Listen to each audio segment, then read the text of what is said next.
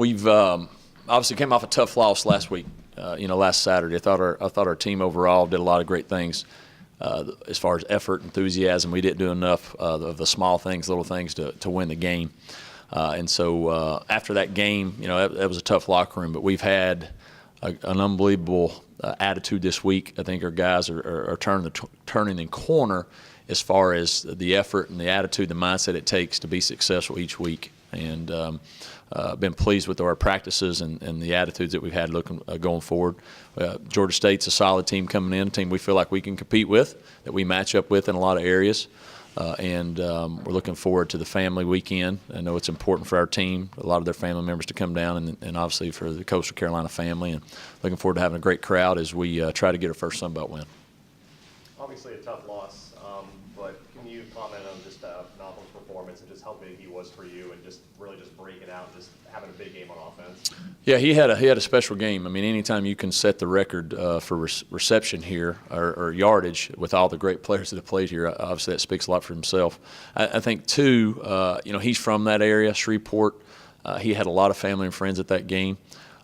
Thirdly, his family went through a terrible tragedy this summer right before fall camp where he lost his nephew, his brother's son. Got killed tragically, and for him to be able to perform, I think, in front of those people, he was playing for his nephew and in front of his family and back home. I think that just speaks a lot about him and what type of person he is, and he's very humble, and he's a hard worker, but he's a great player, and we've known that. We've been trying to get him involved in a lot of ways, and he's had to step up, especially with Chris being out.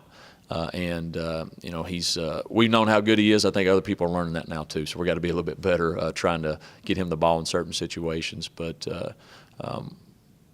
just thankful for having him on our program, and he's a good representation of what college football needs to be about. Going off that, is that maybe what y'all did last week? Maybe a glimpse of what we could expect from the offense if everything's going correctly? Well, I'd hope so. I'd hope we could, I thought we struggled to run it a little bit in certain things. I wish we'd have been a little better there. I think we have the ability to be able to do both. Now, we're going to be able to do it like we did last week. It's all different defenses. People have different styles of the way they're playing. They were really trying to take away the run, and so we were able to hit them on some big plays. I think going forward, people will try to be a little bit more or be different in the way they play it, but I think we have the chance to do that. The thing that we have to be better at is when we throw it like that, we struggle sometimes in our pass protection, and so we have to be smart how many times we can do that because we have to be able to mix it enough to give our guys up front a chance to be successful. But I'd like to be able to be relatively balanced like that. If we can just stop the turnovers, that's the big deal right now. Coach, what's the status on Chris and the injury front? Will he be available this weekend? Chris is didn't practice today, but was going through his protocol to try to get back. I think I don't know. I've not heard anything from the day about the protocol, if he cleared it or if he moved on to the next step. So we'll know more tomorrow. He's got another. If he cleared this one, then he has to actually go through a practice before he can be cleared. So we do have the practice tomorrow. So if he's practicing tomorrow, then he'll be good to go. If he's not, he'll be out another week. Shane Johnson practiced today. He looks like he'll be a go. I don't know if he'll be 100% in the game, but he looks like he'll be a go. Chance Thrasher will be out anywhere from probably 4 to 8 weeks. When you look at how this offense has gone the last couple of weeks, granted you guys looked a lot better this past weekend, did you scale back at all to get what's been working to help you guys for this weekend? And if so, is that the game plan moving forward to kind of scale back a little bit on the game plan and maybe use a couple of things to your advantage that works for you and has worked for you? Well, you're trying. The hard part is with the offense, the way we try to run it. If people give you certain things, you want to be able to run it because you feel like you can take advantage of it. Our challenge has been, do we have the people that can run it, and what can they do best? And so, if we're scaling it back, yes, it's scaled back to the point where, hey, we're only asking certain people to do certain things because we feel like that's what they can do. If somebody else is in there, we feel like that's what they can do. Scale back might not be the right term, but we're trying to be really selective with what we use with certain people. Does that hamstring you in certain ways? Yes, because there's certain things that you wish you could take advantage of, but you have to do some other things. So we've probably done a little bit more, not necessarily all the different wrinkles, but maybe done a little bit more to try to fit the personnel we have to be able to move the football. And I think each week we've had the opportunity to move it, and there's been chances where we had, or times that we've had. There's other times that we've, for whatever reason, struggled to do certain things. And part of it, that's me having to put our guys in better positions consistently offensively. But I think we have the ability to be a solid offense because we do have some explosive people that can make some plays happen. But we just got to be more consistent when we do it.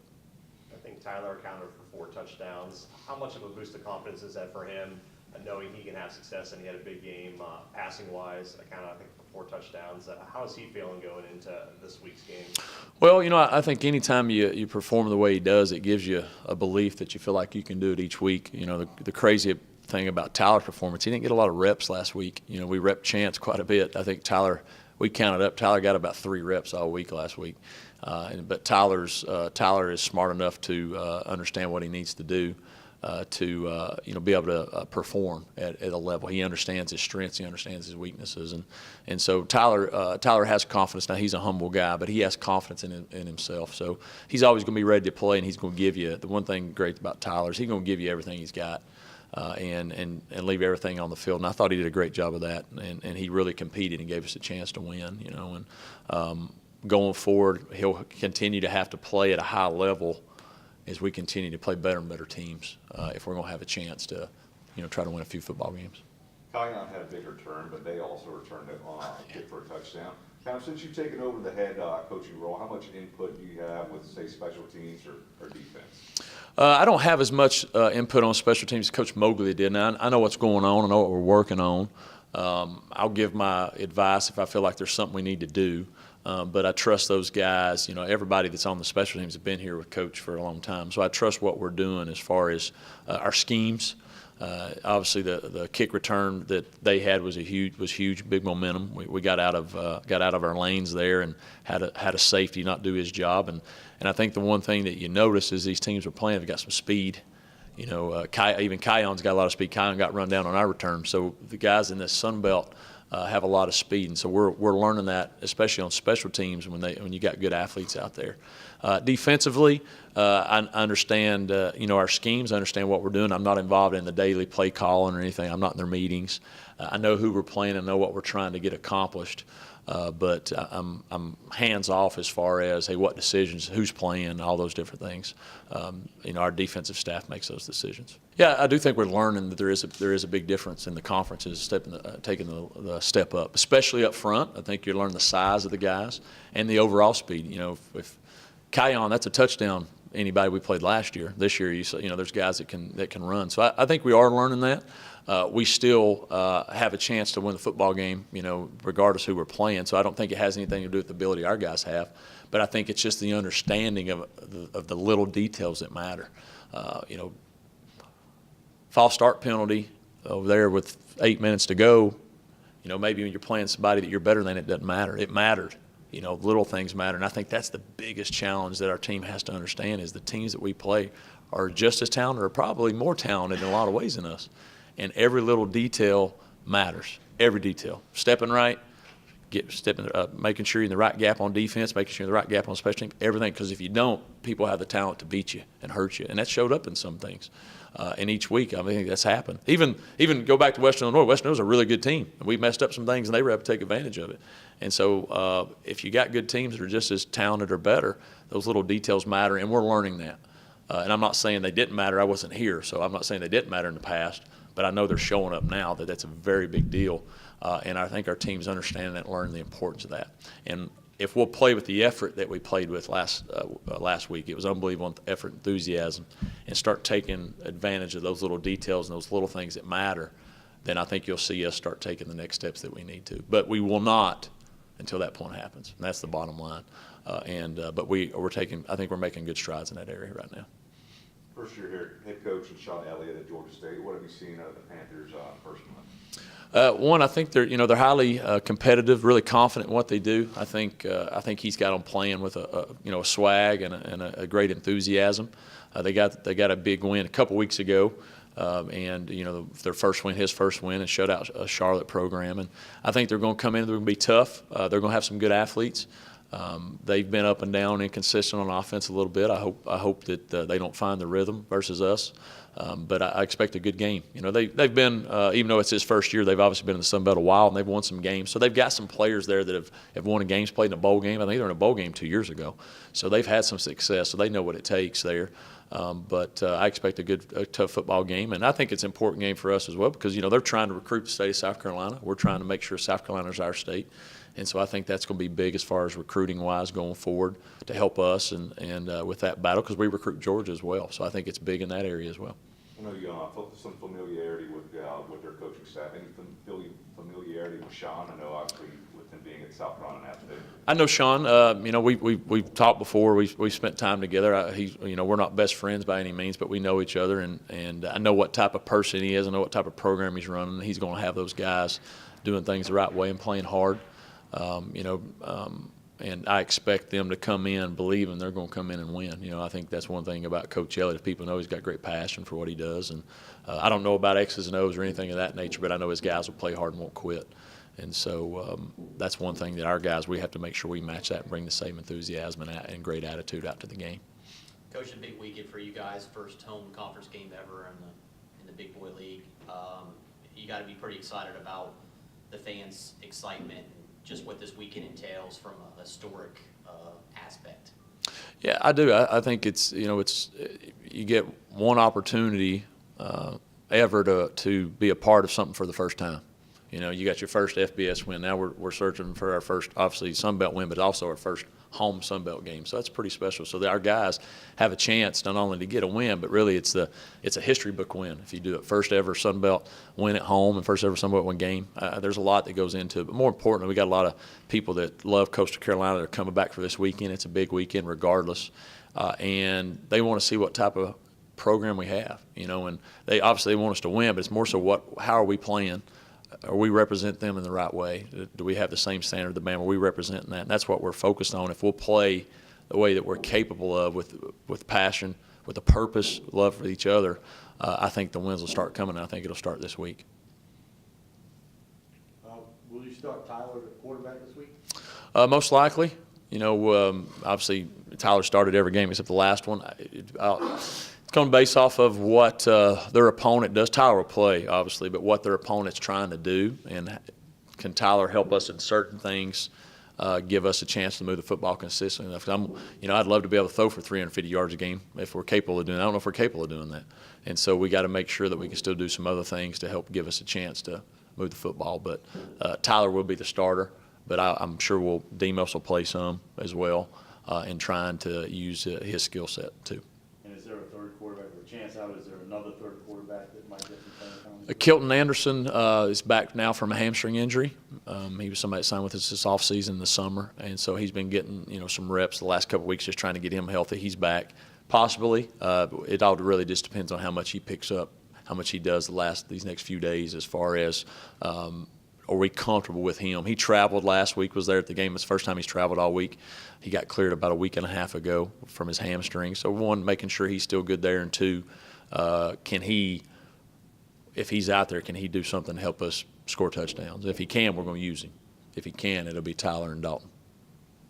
And then you mentioned injuries-wise, Chris Jones and Shane Johnson.